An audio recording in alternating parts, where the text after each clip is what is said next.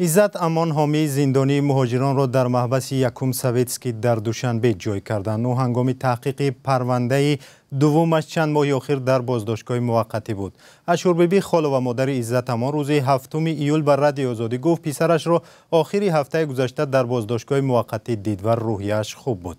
عزت امان سال 2021 دستگیر و بر اساس 2 پرونده با گناه قلابی به 15 سال زندان محکوم شد.